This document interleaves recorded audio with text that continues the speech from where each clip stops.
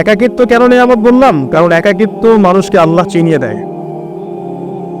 অনেক আলেম দেখবেন যারা জেল টেল কেটে বের হয়েছেন, তারা সবাই একটা কথা বলবেন, জেলখানায় আমরা আল্লাহকে চিনেছি। সব আলেমরা এই কথা বলে যারা ওখান থেকে বের হয়ে আসে। কারণ একাকিত্ব মানুষকে গভীরভাবে ভাবায়, আল্লাহকে পাওয়ায়, আল্লাহর কাছে দোয়া করতে শেখায়, মানুষকে বোঝায় যে আল্লাহ ছাড়া কেউ নাই সাহায্য করার। তো যারা হকপন্থী হয়, একাকিত্ব তাদের বরণ করতেই হয়। এটা মাথায় রেখে পথ চলতে হবে। ইব্রাহিম আলাইহিস সালাম পথ চলা শুরু করলেন। এবার কি হলো? তিনি কি বাসা থেকে বের হয়ে সেই এলাকা, ওই নমরুদের দেশ ছেড়ে চলে গিয়েছিলেন? উত্তর না। প্রথমে তিনি চলে যান নাই। প্রথমে তিনি ওই সমাজেই থেকেছেন, থেকে দাওয়াত দেওয়ার চেষ্টা করেছেন। তিনি ওই সমাজেই থেকেছেন, থেকে দাওয়াত দেওয়ার চেষ্টা করেন, ঠিক মুহাম্মদ সাল্লাল্লাহু আলাইহি ওয়াসাল্লামের মতো। সমাজের মানুষ যখন নির্যাতন নিপীড়ন করছেন, তিনি কি শুরুতেই সমাজ ছেড়ে বের হয়ে চলে গেছেন? না, 13 বছর দাওয়াত দিয়েছেন। কত বছর? 13 বছর। তো ইব্রাহিম আলাইহিস সালাম সমাজের মানুষকে দাওয়াত দেন। কিভাবে দেন? কোরআনে এভাবে ভাষা আসছে। আমি সূরাগুলোর নাম বলে দিই, আপনারা চেক করে নিন। সূরা আম্বিয়ার মধ্যে আসছে, সূরা সফফাতের মধ্যে আসছে, সূরা আনআমের মধ্যে আসছে। তো তিনি দাওয়াত দেন এভাবে যে, ওয়াইদ ক্বালা ইব্রাহিম, যখন ইব্রাহিম বললেন বিআবিহি ওয়া কওমিহি, তার বাবাকে এবং তার কওমকে বললেন, মা হাযিহি তামাসিলুল্লাতী আনতুম লাহা আকিফুন, তোমরা এসব কি মূর্তির উপাসনা করো, এর চারপাশে ঘুরতে থাকো, কি সব করো? তো তারা বলে যে, নাহনু বাল ওয়াজাদনা আবানা কাযালিকা ইয়াফআলুন, আমরা আমাদের বাপ দাদাদেরকে দেখেছি এইভাবেই করতে। তাদের রেফারেন্স কিন্তু এটাই ছিল। কোনো দালিলিক জ্ঞানতাত্ত্বিক যুক্তি বিজ্ঞান দর্শন এখানে নাই। দর্শন এখানে কি, ফিলোসফিটা কি? বাপ দাদাদেরকে দেখেছি করছে। তো এটা দিয়ে আবার অনেক সময় বাংলাদেশে আবার একটা ট্রেন্ড চালু করা হয়েছে যে, তোমরা দীর্ঘদিন 1200 বছর থেকে যে ইসলামটা ফলো করে আসছো, ওটা ভুয়া, আমরা যে নতুন মডারেশন দিচ্ছি এটাই সঠিক। এই দলিল সেম না। এখানে অমুসলিমদেরকে দাওয়াত দেওয়া হচ্ছে। অমুসলিমরা বলছে যে আমরা বাপ দাদাদেরকে দেখেছি যে তারা এভাবেই মূর্তি পূজা করতো, আমরা তাই করি। এটার সাথে কি হানাফি মাযহাবকে মিলাবেন আপনি? হ্যাঁ, হানাফি মাযহাব বাপ দাদা থেকে চলে আসে, ভুয়া, নতুন যেটা দিচ্ছি এটাই সঠিক। আস্তাগফিরুল্লাহ। তো আমরা হাত চেঞ্জ করাটাকে এখন মনে করি হিন্দু থেকে মুসলমান হইলাম মনে হয়। হাত বদল করাটাকে মনে হয় যে হিন্দু থেকে মুসলমান হয়েছি মনে হয়। গভীরে ঢোকেন, ওলামায়ে কেরামদের মানে দার্সে গিয়ে বসে গভীরে ঢুকলে বুঝতে পারবেন যে ইসলামিক স্কুল অফ থট গুলা প্রত্যেকটারই ভিত্তি আছে। এগুলোর গভীর শেকড় আছে, ভিত্তি আছে। আল্লাহ, রাসূল এবং রাসূলের সাহাবীগণ, এই তিনটাকেই মানতে হবে। আপনি যদি বলেন যে আমি সাহাবীদেরকে মানি না, খালি আল্লাহ এবং রাসূলকে মানি, তাহলে আল্লাহকে রাসূলকে মানতে পারবেন না। সাহাবীদের অনুসরণ না করে রাসূলকে ফলো করতে পারবেন না। তো ওইটা আজকের ইস্যু না, এটা ফিকহি অনেক ব্যাপার, গভীর ব্যাপার, এটা অন্যদের কথা হবে। এই দলিল কিন্তু সেম করা যাবে না। আবার যে আমরা বাপ দাদা থেকে দেখে আসছি, তোমরা নামাজ এইভাবে পড়ো, এই নামাজ ওই দলিল চলবে না, আমারটা ঠিক, এটা ঠিক না। নামাজ যেটা পড়ে আসে তারা, এটা ঠিক আছে। এর প্রত্যেকটা দলিলের মধ্যে অথেন্টিসিটি আছে। এরকম করে সমাজে ফিতনা ছড়ানো ঠিক হবে না, বিভ্রান্তি ছড়ানো ঠিক হবে না। এখন আসলে ইব্রাহিম আলাইহিস সালামকে কি আনসার দিচ্ছেন? আমরা আমাদের পিতা মাতাদেরকে দেখেছি, বাপ দাদাকে দেখেছি এরকম তাওয়াফ করতে, মূর্তির চারপাশে পূজা করতে, নজর দিতে। তো ইব্রাহিম আলাইহিস সালাম বলছেন যে, হাল ইয়াসমাউনাকুম, এই মূর্তিগুলো কি তোমাদেরকে শুনতে পারে? ইস্তাদউন, যখন তোমরা একে ডাকো। হাল ইয়ানফাউনাকুম, তোমাদের কোনো উপকার আসতে পারে? আও ইয়াদুররুকুম, তোমাদের কোনো ক্ষতি করতে পারে? তার দলিলগুলো কিন্তু অকাট্য। ইব্রাহিম আলাইহিস সালামের দলিলগুলো কিন্তু এখানে, যুক্তিগুলো কিন্তু অকাট্য। আসলে কি সে শুনতে পারে?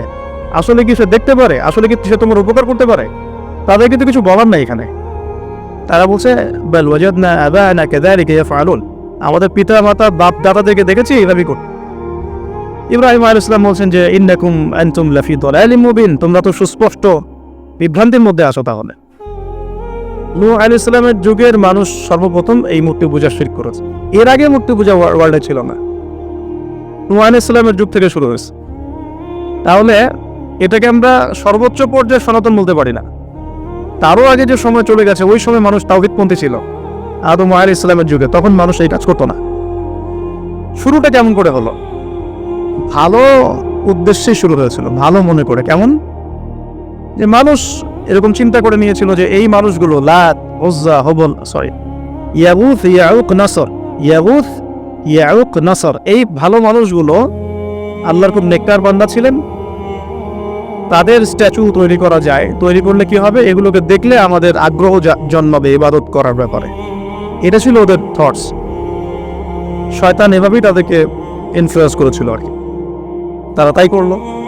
এই জেনারেশনটা যখন মারা গেল, পরের জেনারেশন যখন আসলো, তখন শয়তান ওদেরকে বোঝালো, ধরেন 100-200 বছর পরে বোঝালো যে ওরা খুব ভালো মানুষ ছিল, ওদের মূর্তিকে মসজিদের বাইরে না রেখে ভিতরে ঢুকিয়ে ফেলো, তাদেরকে সিজদা করতে হবে না, ভিতরে ঢুকিয়ে ফেলো, ইবাদতে মনোযোগ আসবে।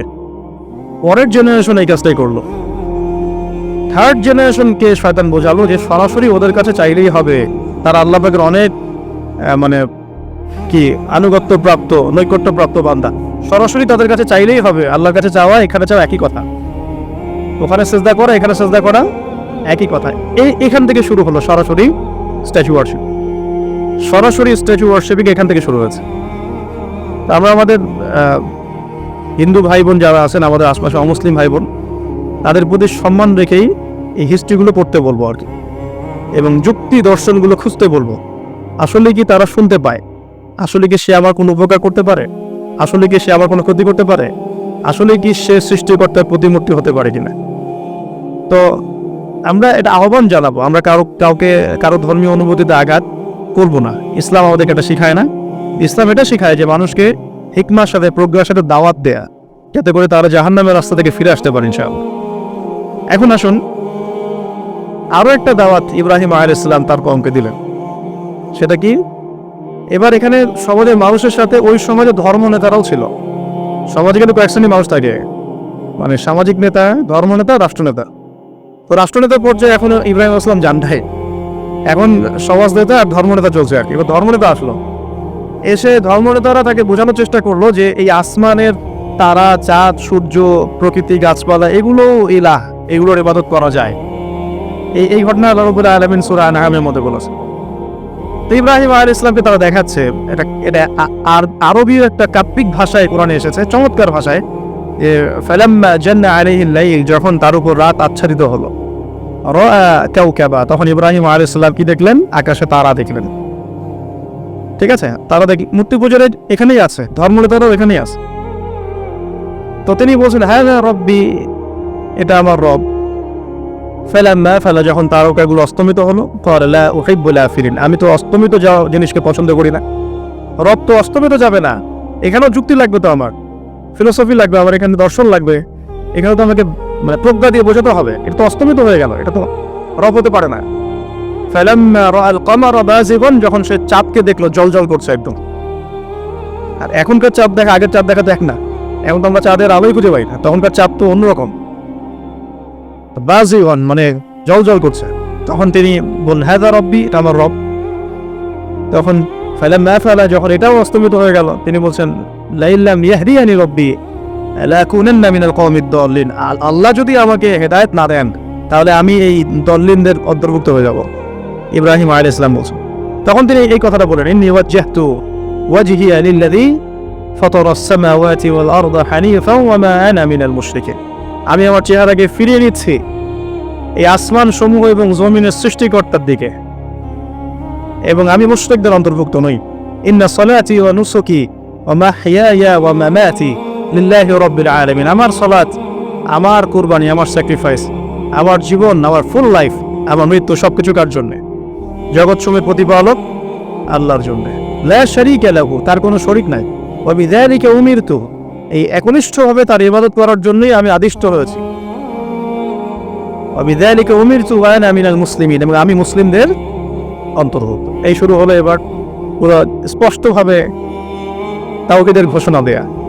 তবে ইব্রাহিম আলাইহিস সালামের এক একটা পদক্ষেপই যৌক্তিক না, বৈজ্ঞানিক না, এবং অকাট্য প্রমাণ আছে না, এগুলোকে কিন্তু ভেদ করতে পারছে না তারা।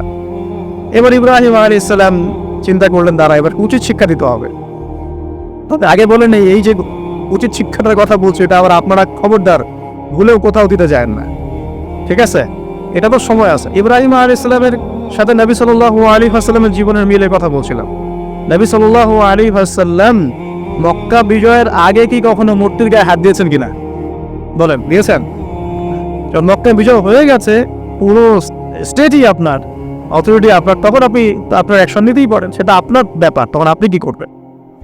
মুহাম্মদ সাল্লাল্লাহু আলাইহি সাল্লাম কাবা ঘরে ঢুকে তখন মূর্তি ভেঙেছেন এবং বলেছেন ওয়াকুল জাআল হক ওয়া যাকাল বাতিল ইন্নাল বাতিলা কানা যাহুকা, তাই না?